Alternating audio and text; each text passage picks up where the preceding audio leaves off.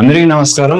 ఈ వీడియోలో 10వ తరగతి ఉన్నటువంటి సాంఘిక శాస్త్రంలో ఉన్నటువంటి రాంపురం గ్రామ ఆర్థిక వ్యవస్థ గురించి మాట్లాడతాం. ఇది 8th లెసన్, ఎనిమిదో పాఠ్యాంశము 10th క్లాస్లో. మేజర్గా ఈ రాంపూర్ యొక్క గ్రామ ఆర్థిక వ్యవస్థ, ఈ రాంపూర్ అనేది మరి ఉత్తరప్రదేశ్లోని పశ్చిమ ఉత్తరప్రదేశ్లోని సారవంతమైనటువంటి ఒండ్రుగా ఉన్నటువంటి గ్రామమే రాంపురము. ఈ యొక్క రాంపురం యొక్క ముఖ్యంగా ఇక్కడ ఉన్నటువంటి వాతావరణము, రాంపూర్ ఉన్నటువంటి వ్యవసాయ విధానము, రాంపూర్ ఉన్నటువంటి కూలీలు, రాంపూర్ ఉన్నటువంటి ప్రధాన అంశాల గురించి ఈ వీడియోలో మాట్లాడుకుంటాం. మరి మేజర్ గా రాంపురం అనేది ఎక్కడున్నా సరే అంటే పశ్చిమ ఉత్తరప్రదేశ్లోని ఒండ్రు నేలలో ఉన్నటువంటి ఒక గ్రామము. ఇది ఒక ఊహాజనితమైన గ్రామంగా తీసుకోవడం జరిగింది. ఈ రాంపురం అనేది రాయగంజ్ అనేటువంటి పెద్ద పట్టణానికి ఎంత దూరంలో ఉంది సార్ అంటే 3 కిలోమీటర్ల దూరంలో ఉంది. అంటే 3 కిలోమీటర్ల దూరంలో ఉంది. ఏ పట్టణానికి? రాయగంజ్ అనేటువంటి పెద్ద పట్టణానికి ఈ యొక్క రాంపురం అనేది 3 కిలోమీటర్ల దూరంలో ఉంది. మరి ఇక్కడ ఈ రాంపురం ముఖ్యంగా ప్రధానంగా వ్యవసాయమైనటువంటి ఉత్పత్తులన్నీ కూడా ఎక్కడ అమ్ముతారంటే ఈ రాయగంజ్లో అమ్ముతారు. రాయగంజ్లో ఒక పెద్ద మార్కెట్ యార్డ్ కూడా ఉంది. పెద్ద మార్కెట్ యార్డ్ కూడా ఉంది. ఎక్కడుంది? సో రాయగంజ్లో. అదేవిధంగా అన్ని కాలాల్లో కూడా మరి రోడ్డు మార్గాలు అన్ని కాలాల్లో కూడా రవాణా సదునటువంటి మరొక పట్టణం ఏంటంటే జహంగీరాబాద్ కు రోడ్డు మార్గాలు ఉన్నాయి. అన్ని కాలాల్లో కూడా ఈ యొక్క జహంగీరాబాద్ వెళ్ళడానికి ఈ రోడ్డు మార్గాలు ఉన్నాయి. సుమారుగా ఈ రాంపూర్ గ్రామానికి 12 కిలోమీటర్ల దూరంలో ఉన్నటువంటి పట్టణమే జహంగీరాబాద్.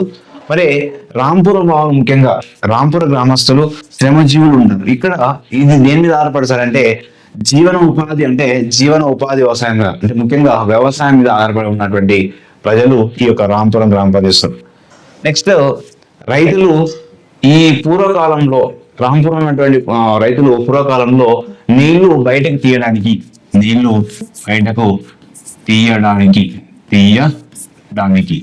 మరి తీయడానికి ఏం వాడతారంటే పర్షియన్ వీల్ అనేది ఉండేది. ఆ పర్షియన్ వీల్ అనేది ఎలా ఉంటుందంటే ఇలా ఉంటుంది. పర్షియన్ వీల్ ఎలా ఉంటుందండి? పర్షియన్ వీల్ ఉంటుంది. సో ఈ పర్షియన్ వీల్ అనేది ఏం చేస్తుందంటే మామూలుగా ఇలా వాటర్ అనేది ఈ బయటకు వస్తుంది అన్నట్టు. సో ఇలా తిట్టినప్పుడు వాటర్ అనేది తీసుకొని ఈ పర్షియన్ వీల్ అనేది పూర్వకాలంలో వాడేవారు. మరి 1970 మధ్య కాలంలో 1970వ సంవత్సరంలోని మరి ఇక్కడ ముఖ్యంగా చూసినట్లయితే రాంపురంలోని 264 హెక్టార్ల 264 హెక్టార్ల వ్యవసాయ భూమి అనేది సాగులో ఉంది. ఎప్పుడు 1970 మధ్య కాలంలో 264 హెక్టార్ల భూమి అనేది వ్యవసాయ భూమి సాగులో ఉంది. ఇక్కడ రాంపురంలో ఉన్నటువంటి మొత్తం జనాభా ఎంత ఉంది? రాంపురంలో ఉన్నటువంటి మొత్తం జనాభా 2660 జనాభా ఉంది. 2660 మంది ఇక్కడ ఈ గ్రామంలో నివసిస్తా ఉన్నారు. రాంపురంలో ఉన్నటువంటి మొత్తం కుటుంబాలు ఎన్ని ఉన్నాయి సార్ అంటే 450 కుటుంబాలు ఉన్నాయి. 450 కుటుంబాలు అనేది అండ్ ఫ్యామిలీస్ 450 ఫ్యామిలీస్ ఇక్కడ ఈ యొక్క రాంపురంలో ఉన్నాయి. మరి రాంపురంలో చూసినట్లయితే రాంపురంలో 3/1 భూమి లేదు. అంటే 3/1 అంటే 150 మందికి ఇక్కడ 150 కుటుంబాలకు 150 కుటుంబాలకు ఏం లేదు. 150 కుటుంబాలకు భూమి లేదు. భూమి లేదు. కాబట్టి ఈ రాంపూర్ ఉన్నటువంటి మొత్తం జనాభా 2660, మొత్తం కుటుంబాలు 450 కుటుంబాలు ఉన్నాయి. ఈ రాంపూర్లో 3/1 కుటుంబాలకు అంటే 150 కుటుంబాలకు సుమారుగా భూమి అనేది మొత్తానికి భూమి లేదు. మరి ఇక్కడ రైతుల రకాల గురించి మనం మాట్లాడుకోవాలి. ఎందుకంటే ఈ రాంపురం వ్యవస్థలో ఉన్నప్పుడు రాంపురం గ్రామ వ్యవస్థలో ఉన్నటువంటి రైతుల రకాల గురించి మనం మాట్లాడుకుంటాం. సో రైతుల రకాలకు దీనికి కోడ్ ఉంది. ఒక కోడ్ ఏంటంటే కోడ్ ఏంటి సార్ అంటే ఊచీసా మాపే. ముఖ్యంగా రైతులు ఎన్ని రకాలు సార్ అంటే రైతులు 5 రకాలండి. రైతులు 5 రకాలు, మరి కమతాలు కూడా 5 రకాలు. రైతులు 5 రకాలు, కమతాలు కూడా 5 రకాలుగా ఉంటుంది. సో దాని కోడ్ ఊచీసా మాపే. మన 9th క్లాస్ టెక్స్ట్ బుక్ లో కూడా ఈ రైతుల రకాల గురించి ఉంది. ఇక్కడ అంటే ఏంటి సార్ అంటే ఉపాంత రైతులు. చి అంటే ఏంటి సార్ అంటే ఇక్కడ ఊచి అంటే చిన్న రైతు, చిన్న రైతు. నెక్స్ట్ సా అంటే ఏంటి సార్ అంటే సన్న రైతు, సన్న రైతు. నెక్స్ట్ మా అంటే ఏంటి సార్ అంటే మధ్య తరహా, మధ్య తరహా రైతు, మధ్య తరహా రైతు. నెక్స్ట్ పే అంటే ఏంటి సార్ అంటే పెద్ద తరహా, పెద్ద తరహా రైతు, పెద్ద తరహా రైతు అండి. అంటే రైతులు 5 రకాలు తీసుకున్నాం. ఉపాంత రైతు, చిన్న రైతు, సన్న రైతు, మధ్యతర రైతు, పెద్ద తర రైతు. సో ఇక్కడ ఉపాంత రైతు అంటే ఏంటి సార్ అంటే 2.5 ఎకరాస్ కంటే తక్కువ ఉండడం, అంటే 2.5 ఎకరాల కంటే తక్కువ భూమి ఉన్న వారిని ఉపాంత రైతులు అంటాం. అంటే 2.5 ఎకరాల లోపు ఉన్న భూమిని, 2.5 ఎకరాల కంటే తక్కువ భూమి ఉన్న వారిని ఉపాంత రైతులు అంటారు. లేదా 1 హెక్టార్ భూమి కంటే తక్కువ ఉన్న వాళ్ళను సో ఇక్కడ ఉపాంత రైతు అంటాం. చిన్న రైతు అంటే ఏంటి? 2.6 ఎకరాల నుంచి 2.5 అంటే 2.6 ఎకరాల నుంచి 5 ఎకరాలు, ఎన్ని ఎకరాలు ఇక్కడ 5 ఎకరాల భూమి ఉంటే సో చిన్న రైతు అంటాం. లేదా 1 హెక్టార్ నుంచి 2 హెక్టార్లు, 1 హెక్టార్ నుంచి సో 2 హెక్టార్ల భూమి, 2 హెక్టార్ల, సో ఇక్కడ 2 హెక్టార్ల భూమి, సో 2 హెక్టార్ల భూమి కలిగి ఉంటే వారిని చిన్న రైతు అంటాం. సన్న రైతు అంటే ఏంటి? 5.1 ఎకరం నుంచి 5.1 to 10 ఎకరాస్ ఉంటాయి, 10 ఎకరాల భూమి ఉంటే వాళ్ళని సన్న రైతు అంటాం. అంటే 2 హెక్టార్ల నుంచి 4 హెక్టార్ల భూమి, 2 హెక్టార్ల నుంచి 4 హెక్టార్ల భూమి ఉంటాం. వీళ్ళని ఏమంటారంటే సన్న రైతు అంటాం. మరి మధ్యతర రైతు ఎవరు తీస్తారంటే 10.1 నుంచి 25 ఎకరాస్, 10.1 నుంచి 25 ఎకరాస్ వరకు ఉంటే వారిని మధ్యతర రైతు అంటాం. సో ఇక్కడ 10 హెక్టార్ అంటే 4 హెక్టార్ల నుంచి 10 హెక్టార్ల భూమి, 10 హెక్టార్ల భూమి మధ్య కలిగి ఉండడం. సో ఇక్కడ అంటే మధ్యతర రైతు అంటే ఏమన్నాము? 10.1 to 25 ఎకరాస్, లేదా హెక్టార్లో చెప్పినట్లయితే, హెక్టార్లో తీసుకున్నట్లయితే 4 నుంచి 10 హెక్టార్ల మధ్య ఉంటే వాళ్ళను మధ్య. నెక్స్ట్ మధ్యతర రైతు అంటే ఏంటి? సో 25 ఎకరాల కంటే ఎక్కువ, 25 ఎకరాల కంటే ఎక్కువ భూమి ఉండడం, ఎక్కువ భూమి ఉండడం. అంటే 10 హెక్టార్ల కంటే ఎక్కువ ఉండడం, 10 హెక్టార్ల కంటే భూమి ఎక్కువ ఉన్నట్లయితే వాళ్ళను పేద రైతులు అంటాం. ఓకేనా? మరి ఇక్కడ ఈ రాంపురం గ్రామంలోని ఎక్కువగా ఉపాంత రైతులు, చిన్న రైతులు, సన్న రైతులు ఎక్కువగా ఉన్నారు. పేద రైతులు అనేది చాలా తక్కువగా ఉన్నారు. నెక్స్ట్ ఈ రైతుల రకాలు భారతదేశంలో ఉన్నటువంటి ఎంత శాతము సాగు చేస్తా ఉన్నారు? సో ముఖ్యంగా చిన్న రైతులు చూసినప్పుడు 87%, అంటే 87% రైతులు ఎక్కువగా ఈ చిన్న రైతులు ఉన్నారు. మరియు అందులో సాగు భూమి ఎంత ఉందంటే 45% ఉంది. సో మధ్యతర మరియు పెద్ద రైతులు కలిపి సో 13%, 13% ఉన్నారు. మరి ఎంత శాతం సాగు భూమి చేస్తారంటే వీళ్ళు 52% సాగు చేస్తా ఉన్నారు, 50%. సో ఇది ఇండియాలో ఉన్నటువంటి అంశం, ఇది ఇండియాలో ఉన్నటువంటి. సో మనకు ఇవ్వడం జరిగింది. భారతదేశంలో చిన్న రైతులు 80% ఉన్నారు, సాగు భూమి చేస్తున్నారు 48%. భారతదేశంలో మధ్య పెద్ద రైతులు 13% రైతులుంటే 50% సాగు చేస్తా ఉన్నారు. ఇక్కడ ఉత్పత్తి కారకం నుంచి ఇవ్వడం జరిగింది. అంటే ఉత్పత్తి కారకాలు ప్రధానమైన 4, కానీ మనకు అదనంగా ఒకటి ఇవ్వడం జరిగింది. ఇప్పుడు సాంకేతిక పరిజ్ఞానం మొత్తం ప్రధానంగా 4 ఉంటుంది. సో మనం మ్యాక్సిమం టెక్స్ట్ బుక్ ప్రకారం 4 తీసుకుంటాం. అదన సమాచారం ప్రకారం ఇంకా మనకి ఇంటర్మీడియట్ టెక్స్ట్ బుక్ లో మనకి ఏంటంటే 5 ఉన్నాయి ఉత్పత్తి కారకాలు, 5 అని ఉంటుంది కాబట్టి గుర్తుపెట్టుకోవాలి. నెక్స్ట్ సో మనకు ఉన్నటువంటి ఉత్పత్తి కారకాలు భూమి, శ్రమ, మూలధనం, వ్యవస్థాపకం అనేటువంటి ప్రధానంగా. సో ఇక్కడ భూమి అంటే ఏంటి సార్ అంటే ఇక్కడ భూమి, సో భూమిలో ముఖ్యంగా భూమి వనరులు,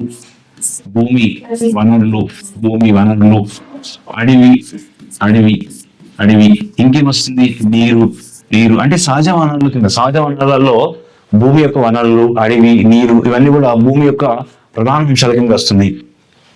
అంటే భూమికి ప్రతిఫలంగా ఏమిస్తారు? బాటకం ఇస్తారు. భూమి ప్రతిఫలంగా బాటకం ఇస్తారు. భూమి వనరులు అంటే భూమి ఉన్నటువంటి వనరులు, అడవి, నీరు. నెక్స్ట్ శ్రమ అంటే ఏంటి సార్ అంటే ఇక్కడ అంటే శ్రామిక జీవులు అంటాం. శ్రామిక జీవులు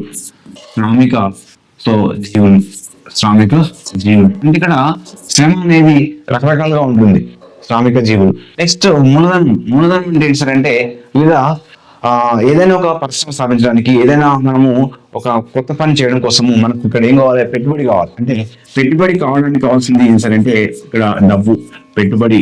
సో పెట్టుబడి పెట్టడానికి కావాల్సిన ప్రధాన అంశము మూలధనం. కాబట్టి ఈ మూలధనం లేకపోతే పెట్టుబడి పెట్టలేము. వ్యవసాయం అయినా అది వ్యవసాయానికైనా పెట్టుబడి కావాలి, వ్యవసాయానికైనా, పరిశ్రమ స్థాపనకైనా, వ్యవసాయం కోసమైనా లేదా పరిశ్రమ స్థాపన కోసమైనా కూడా ఏం కావాలి సార్ అంటే ఇక్కడ పెట్టుబడి కావాల కోసం మూలధనం కావాల్సి వస్తుంది.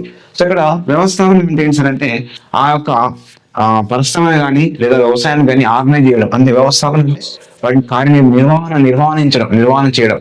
సో దీనివల్ల వ్యవస్థాపన వల్ల మనకు ప్రతిపాదన ఏమొస్తుందంటే లాభం రావచ్చు లేదా నష్టం కూడా రావచ్చు. అంటే సరైనటువంటి నిర్వహణ, సరైనటువంటి వ్యవస్థాపన చేసినప్పుడు సో లాభాలు ఎక్కువ వస్తూ ఉంటాయి.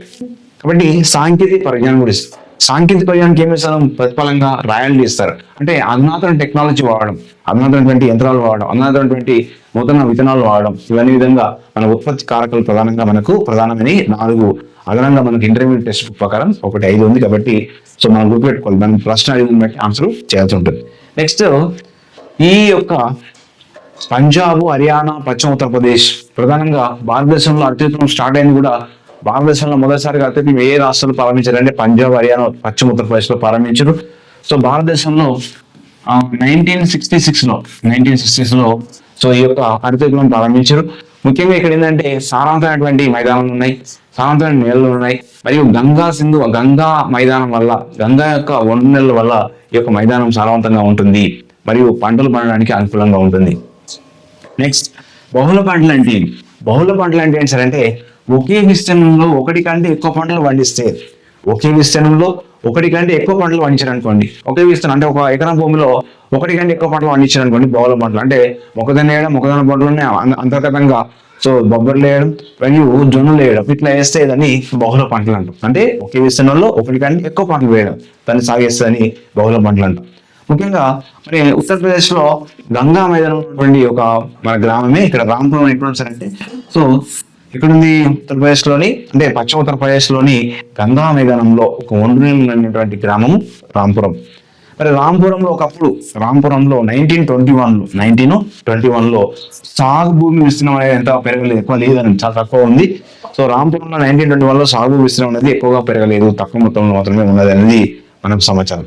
మరియు పంట కాలాల మీద మనకు ఈ లెసన్లో ఇచ్చాడు. పంట కాలాలు ఎన్ని సార్ అంటే ప్రధానంగా 3 కాలాలు ఉంటాయి. పంట కాలాలు ప్రధానంగా 3 ఉంటాయి. ఒకటి ఖరీఫ్ కాలము, రెండోది రబీ కాలము, మూడోది జయీద్ పంట కాలం అంటాం. సో ఇక్కడ ఖరీఫ్, రబీ, జయీద్. సో ఖరీఫ్ కాలం చూసినట్లయితే జూన్ నుంచి సెప్టెంబర్ వరకు ప్రధానంగా. సో రబీ కాలం చూసినట్లయితే మన టెక్స్ట్ బుక్ ప్రకారం ఏంటంటే అక్టోబర్ నుంచి డిసెంబర్ ఇచ్చింది మనకు టెక్స్ట్ బుక్ లో. కాబట్టి అక్టోబర్, డిసెంబర్ పెట్టుకుంటాం. సో మనకు ఇంటర్మీడియట్ టెక్స్ట్ బుక్ లో ఏమి ఇచ్చిందంటే అక్టోబర్ నుంచి ఫిబ్రవరి ఇచ్చాడు. సో రబీ కాలం అంటే అక్టోబర్ నుంచి ఫిబ్రవరి ఉంటుంది యాక్చువల్ గా. కాబట్టి ఇది ఇంటర్మీడియట్ టెక్స్ట్ బుక్ ప్రకారం. ఆ text book 10th class text book ప్రకారం మాత్రం అక్టోబర్, డిసెంబర్ ఇచ్చాడు. సో జయీద్ పంటకాలం మాత్రం మార్చి నుంచి మే వరకు, అంటే మార్చి, ఏప్రిల్, మే 3 నెలలు. ఇక్కడ వాస్తవానికి ఇది 5 నెలల పంటకాలం అంటాం. వాస్తవానికి ఇది 4 నెలల పంటకాలం అంటాం. ఇది 3 నెలల పంటకాలంగా పిలుస్తూ ఉంటాం. సింపుల్ గా తెలుసుకోవచ్చు. జూన్, జూలై, సో ఇక్కడ ఈ సెప్టెంబర్ వరకు, జూన్ నుంచి సెప్టెంబర్ వరకు. ఇది అక్టోబర్, డిసెంబర్ టెక్స్ట్ బుక్ ప్రకారం. యాజ్ పర్ ఇంటర్మీడియట్ బుక్ ప్రకారం అయితే అక్టోబర్ నుంచి ఫిబ్రవరి వరకు. ఓకేనా? అంటే ఇక్కడ మనకు పంట కాలాలను మనం యాజ్ ఈజ్ గా గుర్తుపెట్టుకునే ప్రయత్నం చేయాలి. అంటే చూడండి ఒకసారి తీసుకుంటున్నాం ఇంకా బుక్ లో. మళ్ళీ నెక్స్ట్ ఖరీఫ్ కాలం పండేటువంటి పంట అడుగుతాడు. వరి, జొన్న. ఖరీఫ్ కాలంలో పండిన పంటలు వరి, జొన్న, మొక్కజొన్న, చెరుకు, ఇవి ప్రధానంగా పండేటువంటి ఖరీఫ్ కాలంలో పండే పంటలు. అంటే ఏ కాలంలో పడుతుంది? ఇది నైరుతి ఋతుపవన కాలంలో పడుతుంది. నైరుతి ఋతుపవన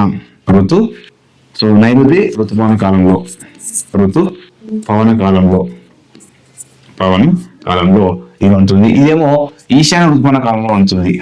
ఈశాన్య ఋతుపవన కాలంలో ఉంటుంది.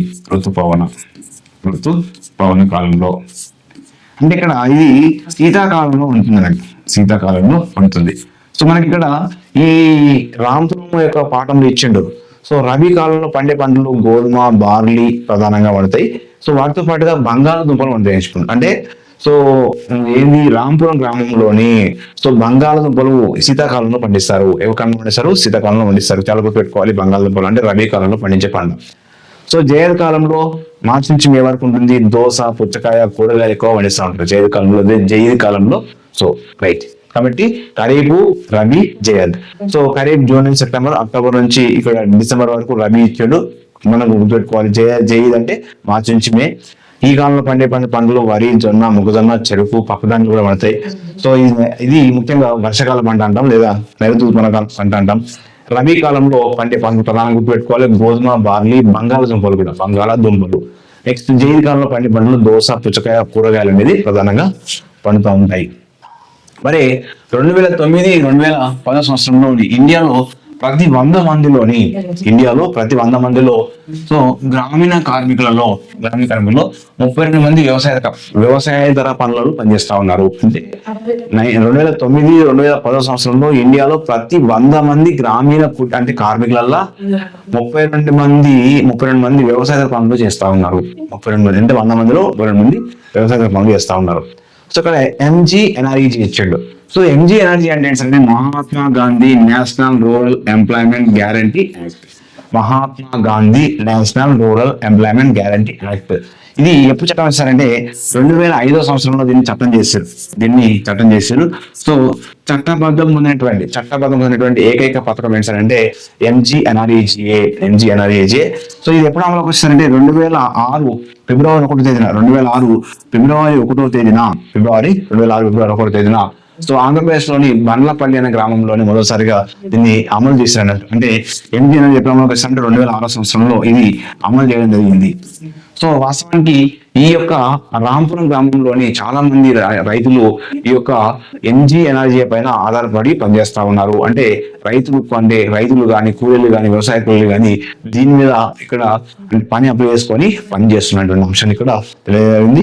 తర్వాత మేజర్ గా ఈ రాంపురంలో ప్రధానంగా అంటే ఎక్కువగా పాల ఉత్పత్తిదారులు ఉన్నారు, మరియు వివిధ రకాల అంటే 3 కాలాల్లో కూడా పంటలు పండిస్తా ఉన్నారు అనే అంశాలు కూడా మనకు ఇవ్వడం జరుగుతుంది. కానీ ప్రధానంగా ఇవి గుర్తుపెట్టుకోవాలి. ఈ లెసన్ నుంచి మనకు ఏమేమి అవుతుంది అనేది మేజర్ గా ఈ అంశాలు మాత్రమే ఎక్కువగా గుర్తుపెట్టుకోండి. మ్యాక్సిమం వీటి నుంచి మనకు రావడానికి అవకాశం ఉంటుంది. Okay, thank you to all.